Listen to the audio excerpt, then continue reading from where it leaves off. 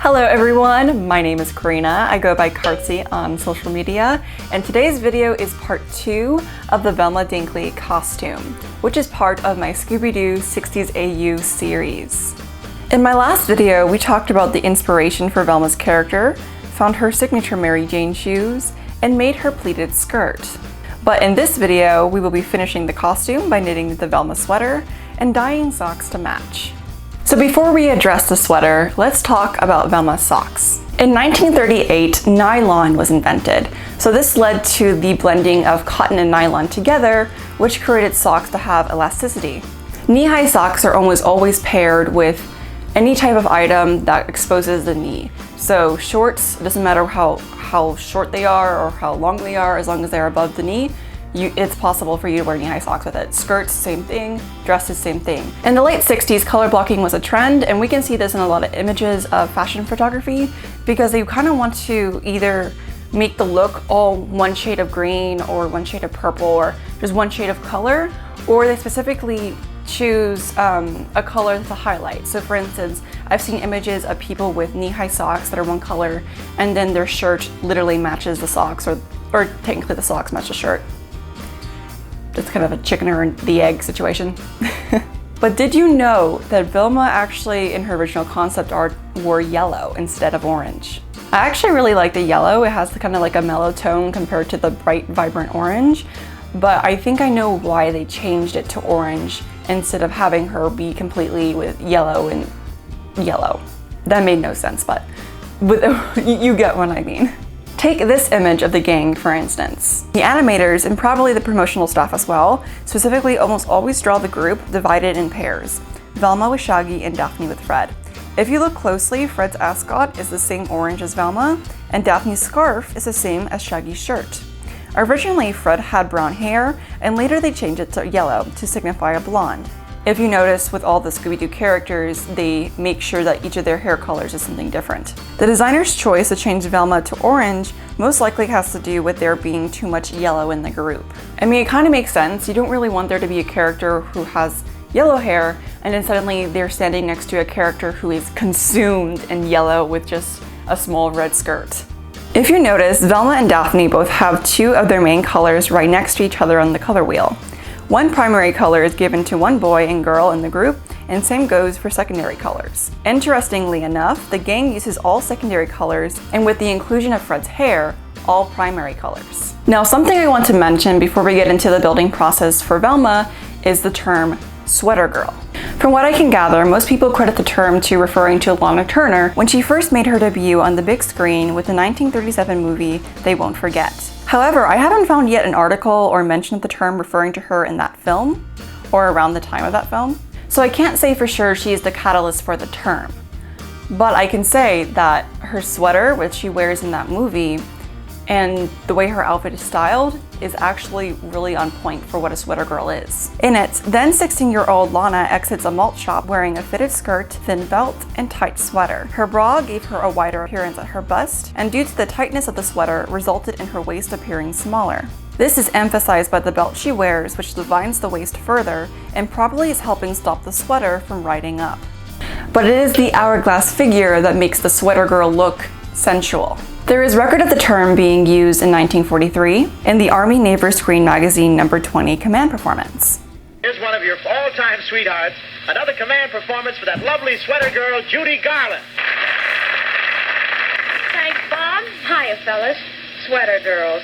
Bob, why are men so crazy about sweater girls? I don't know, Judy. That's one mystery I'd like to unravel. So far I found evidence for the term being used, at least by 1943, which is just 60 years after the movie that Lana was in. Interestingly enough, actually, Lana Turner was in that clip as well, in a different section of that whole little command clip, but she was not given the whole skit about the sweater girl. Regardless of when it started, the term sweater girl was very popular, and there were many girls who imitated the look. It was so popular, in fact, that if you go on YouTube, you can still find videos of back in the day when they had sweater queen contests, which I actually, I find them very uncomfortable, especially since Lana Turner herself was 16 in the movie she starred in. And then in these pageants, those girls, they may look older, but a lot of them are probably really young. And then you're just having a whole pageant about their bust. Kind of unsettling and kind of, yeah. When the 60s came around, the popularity of sweaters did not go away. In the 40s and 50s, curvy bodies were the ideal. This is best showed off with tighter clothing. But in the late 60s, when the new fashionable silhouette came into play, the opposite body type came into fashion. Boxy and A-line cuts became stylish again. This affected the shape of sweaters, making them in turn a lot more boxier. So why am I talking about this? Why am I emphasizing to you the term sweater girl and talking about the whole new boxy silhouette? To put it simply, I have a question for you. Why does Velma Dinkley look busty when her sweater is boxy? The answer, believe it or not, lies with her bra. There's a whole evolution that the bra goes throughout history, and I'll be talking more about that specifically when I have my video where I'm showing you how I made 3 different sets of 60s underwear for the Scooby Doo series. But what's important to know right now is that Scooby Doo aired in 1969, and that means probably production for the show started at least at 1968. So we're still in the 60s when the characters are being designed. Now because of this, I went ahead and purchased a 1969 bra pattern to help better understand the shape of the bust line in this period. So the bra at this time is not as extreme as bras in the 40s and 50s. It has more of a shape that's going away from that extremeness, but it still is pointy. So yes, Velma probably is a little bit busty, but the bra is doing most of the work, pointing the chest outwards. This is not to say that tighter sweaters didn't exist in the 60s, but the designers for Scooby Doo specifically wanted to give a distinction between Velma and Daphne, and to do that they gave Daphne the defined waist instead of Velma. Knitwear is one of the hardest things for a costume to have. I'm not talking about textile knits where it's like stretchy spandex and lycra and things like that. I'm talking more of knitted items. So sweaters, basically, socks. Those are items that are very, very hard to create because a lot of them are factory made or made by hand, which is a very time consuming process.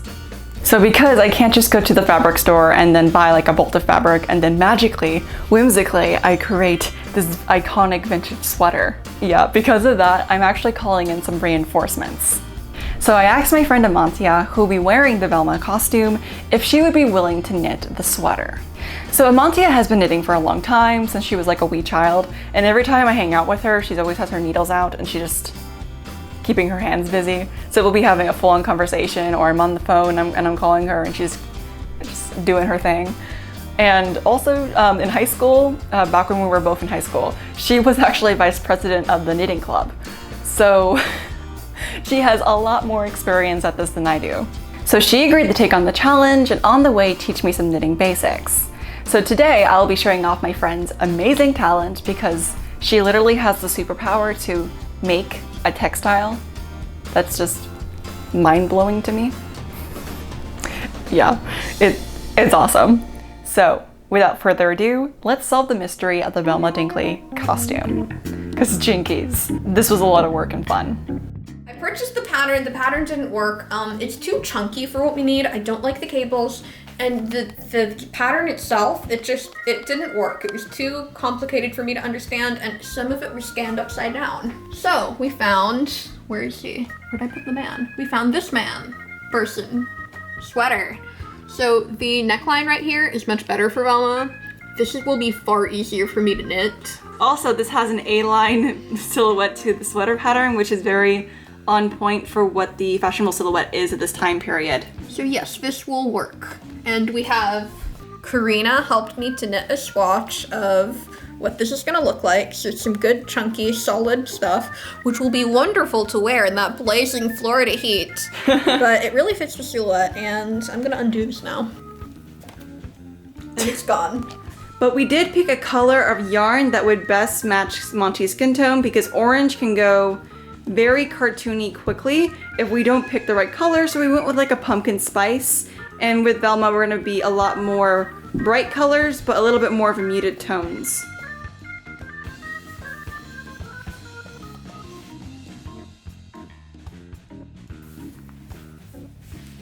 I am a dragon, amassing its hoard. You like my dragon hoard, Mato? Karina, how do you feel about my dragon hoard? It is glorious. It's going to fall at any minute. But for now, it just...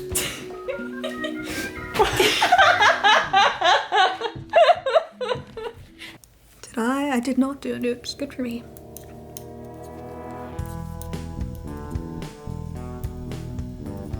See what So Monty, can you explain what this down here is?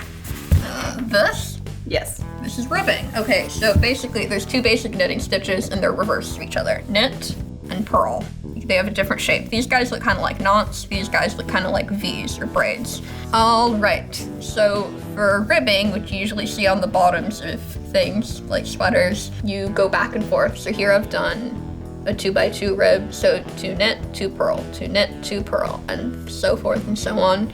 So that, and because they're going one the other, it produces a scrunch that is stretchy. Much stretch. Oops. What happened? I ran out of yarn, so now we start the new ball. How do you start a new when you run out of yarn? Well, you see, I've run out of yarn, and then you just get a new ball of yarn and you start it. No, I'm kidding. Okay, so what I used to do when I was younger is I would tie them together, but what happens when you tie them together is that, like, you get this weird overlap that you then have to weave in, and it's ugly. So what I do now is I just hold it here so it doesn't get loose, and I just start knitting with it. So because this is the wrong side, or the side that's going to be, this is the inside out basically, I can leave the threads back here and weave them in later and no one will see them. So I will tie it here so it doesn't come loose, and I will keep knitting like a boss. So how exactly are you gonna hide this old string? So I take a crochet hook and I weave it in. It takes a long time and it's boring, so I legitimately, usually I don't do it. I just leave the strings and trim them or something, but yeah, so it also keeps it from stretching and separating too much, because if this stuff comes loose, you can see it here where the two yarns connected, but if I weave them in, they are pulled taut and there is no gap.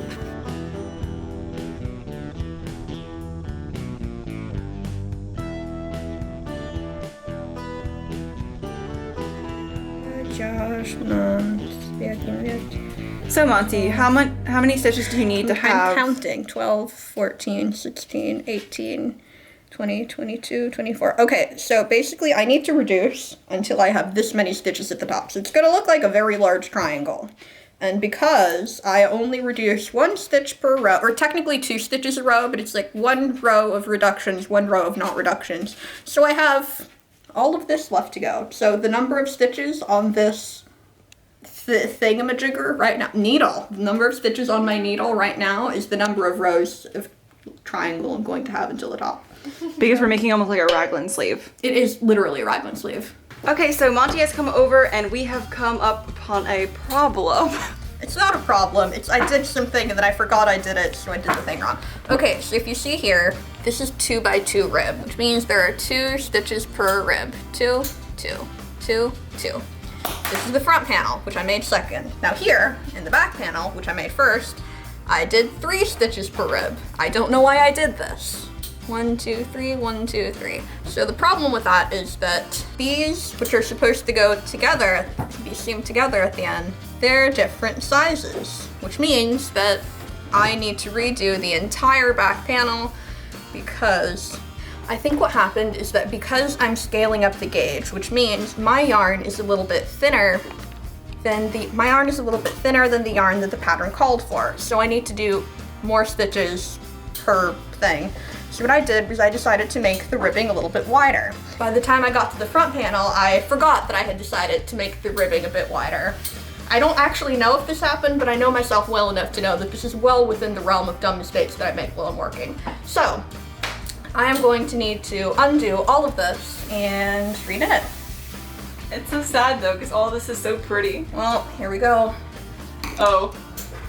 Oh. Oh. So just for clarification, 1 whole ball of yarn made this whole section of the panel. So Karina talks a lot about how she does more seam ripping than she does stitching. This is my version of that. I do more unraveling than I do knitting. Part of that is because I get bored with the things I make easily, so then I unmake them so I can make them again, but we don't need to talk about that. I have finished doing the ribbing for the bottom of the sleeve. For the cuff, okay. For the cuff of the sleeve. I know words. And now I am starting doing just like the body of the sleeve, the part that goes here. And I will do that for about 15 inches before I start doing the reductions that will shape the shoulder part. For the Raglan sleeve.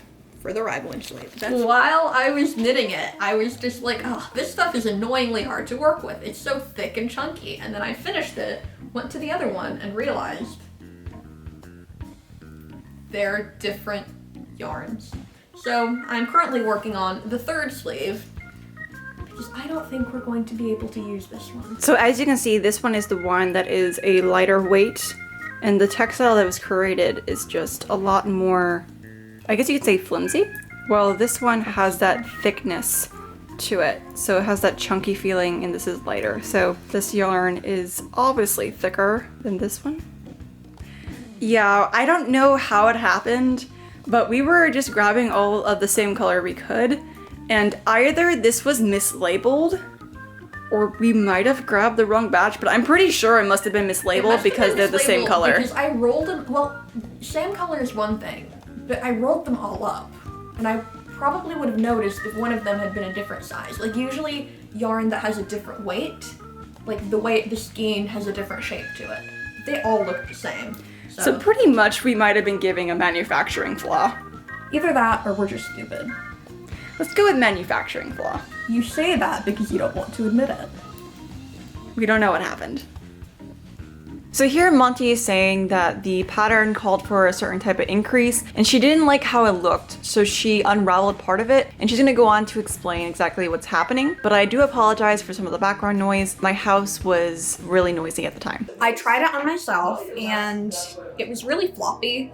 It was loose. It didn't look like the turtleneck that Velma has on the show. So I scrapped it, and I'm going to redo this section without increasing. I might keep these increases. You can see here it started as a 2x2 rib, and then these increased to 3 stitches, and then here it further increased to 4 stitches. That's the part I took out.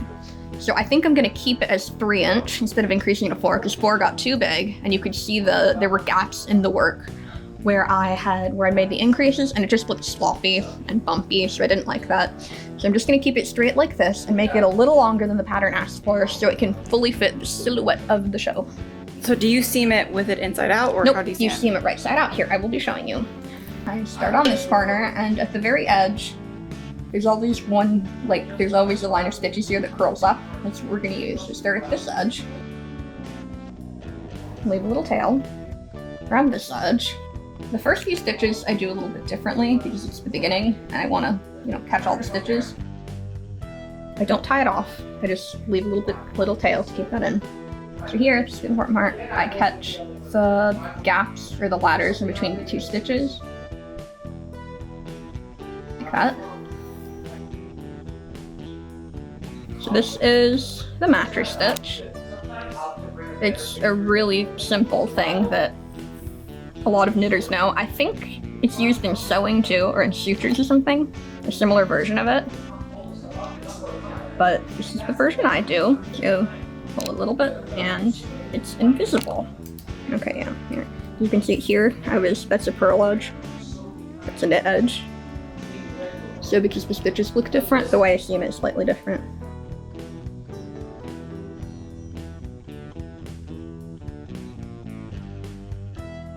Start with the next one.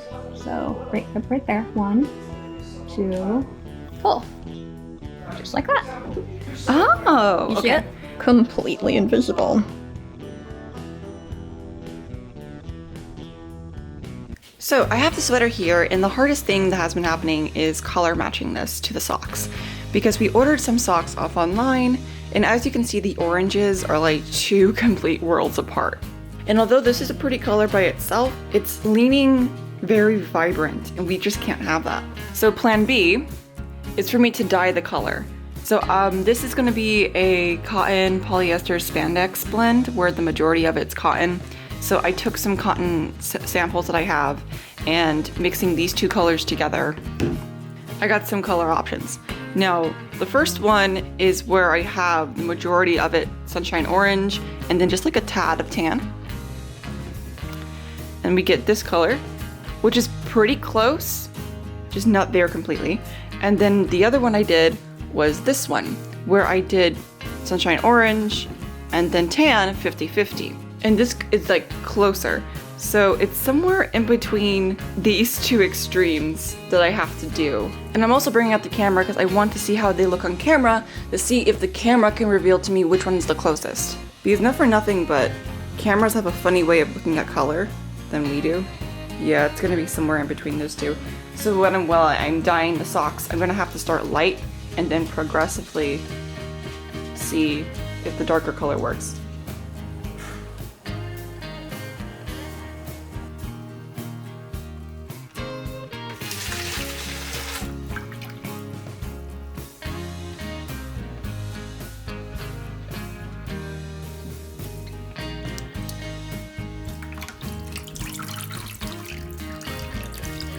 Now it's in the vinegar and water bath.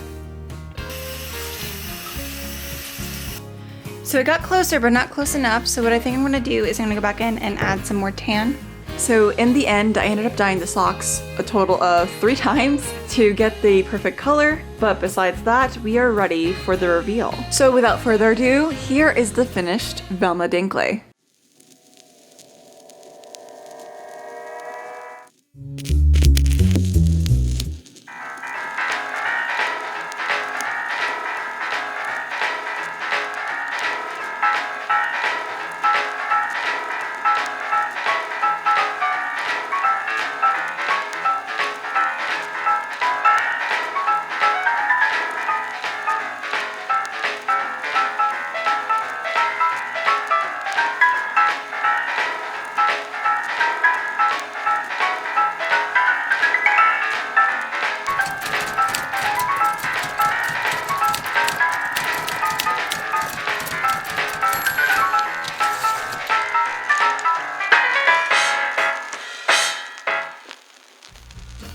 Thank you so much for watching today's video. The photo shoot was taken at my grandmother's house because her house was built around 1962, 1963. So she still had some amazing wood paneling up on her walls. And I thought that that would be wonderful for Velma Dinkley because all the warm tones really matched the outfit well. Also, a lot of the props that we were giving her were period. So I happened to have a copy of Jane Eyre from the 60s, and that was an obvious choice to have her reading. And then we also have some vintage magazines. As you can see, we had a lot of fun during this photo shoot. Monty herself was slightly overheating because Florida and she's in a literal sweater in the summer. So we had fans everywhere, and that fan right there became her best friend.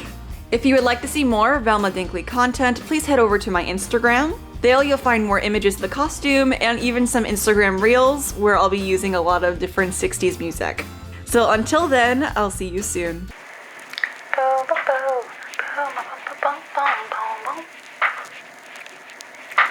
I don't know why I have this song stuck in my head.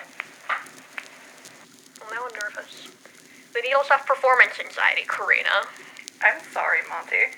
I need to roll the thing back up, okay? You need to roll the thing back up? I need to roll the thing back up. I unrolled the thing. I don't want yarn all over my floor because then my dog will steal it again. So, how many stitches do you have to have left so you...